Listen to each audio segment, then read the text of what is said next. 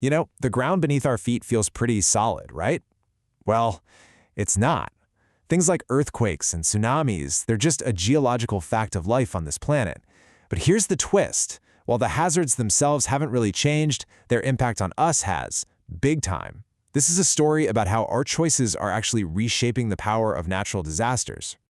It really feels like they are, doesn't it? I mean, every time you turn on the news, it seems like there's another major disaster somewhere. But is the planet actually getting more dangerous, or is there something else going on entirely? Let's dig into that, because the answer is way more complex and, frankly, more revealing than you might think. So, let's start with the most tragic outcome, the loss of human life. And right away, we hit a total paradox. I mean, logically, you'd think with way more people on the planet, more lives would be lost in these disasters. But the data tells a very, very different story. What's so wild here is how much this chart just defies our gut feeling. Yeah, there have been some truly horrific events, but the overall trend in deaths, it's actually been going down since the 1960s. So why is that? It's not because the planet is calming down. It's because some of us are getting a whole lot better at preparing.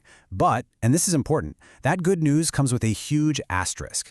And here is that asterisk. This drop in deaths is not a global story at all. In developed nations, you've got things like earthquake-resistant buildings, incredible early warning systems. They save lives. But in developing nations, weaker infrastructure and fewer resources mean that the exact same earthquake can be infinitely more catastrophic. Just think about the 2010 Haiti earthquake. So really, when you boil it all down, a country's wealth is one of the biggest predictors of its survival rate. It's not just about the power of the earthquake, it's about the power of the economy to withstand it. Okay, so we're saving more lives in some places, which is great. But that leads us right into our second paradox. Because at the exact same time, the sheer number of people living right in harm's way has absolutely exploded. This is all about our expanding human footprint. Just look at this number. The world's population has grown enormously since 1960, and more people means more potential exposure. It's that simple.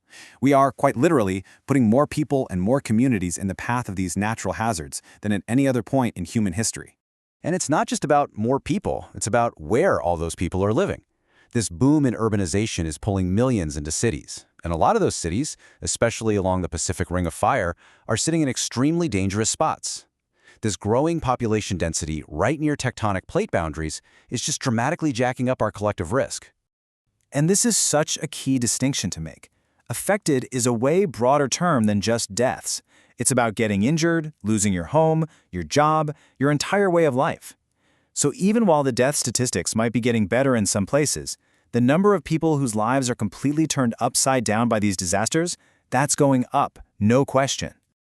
Okay, so we've looked at lives lost and lives affected. Now let's follow the money. This brings us to our third, and maybe the most dramatic trend of all, the absolutely staggering financial cost of these events. I mean, just look at the trajectory on this chart. It is the polar opposite of the death rate trend we saw earlier. The economic damage from these disasters isn't just going up, it is skyrocketing. We are talking about a massive, massive increase in the financial price tag of these events over the decades. And the reason for this is actually pretty straightforward. We just have more expensive stuff in the way now. Our cities are packed with valuable infrastructure, complex supply chains, high-value property, and all these interconnected industries. So when a disaster hits a modern city, the financial fallout is just immense. But again, you have to look a little closer, because there's a really important bit of nuance here. Check out this table. A developed nation might suffer an incredibly high financial loss, we're talking billions of dollars, but its massive economy can usually absorb that shock. But for a developing nation, the dollar amount might be lower, but the relative impact on its national economy can be completely catastrophic, setting back development by years, maybe even decades. So we have these three big trends, right? Falling deaths, more people affected, and costs that are going through the roof.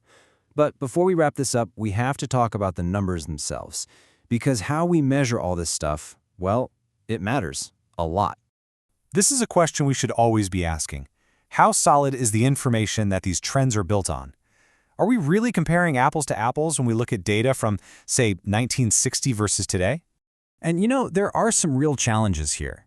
Historical data, especially from before our superconnected modern era, can be really patchy, inconsistent. The very definition of what counts as a disaster can change, and trying to compare economic losses over time gets super complicated with things like inflation. And this right here is probably the single most important thing to remember about all this data. With satellites, the internet, and smartphones in every pocket, our ability to report on disasters is just better than it's ever been. And this can create this illusion that disasters are happening more often, when really, we're just getting much, much better at noticing and recording them. So, let's tie this all together with a nice, clear definition.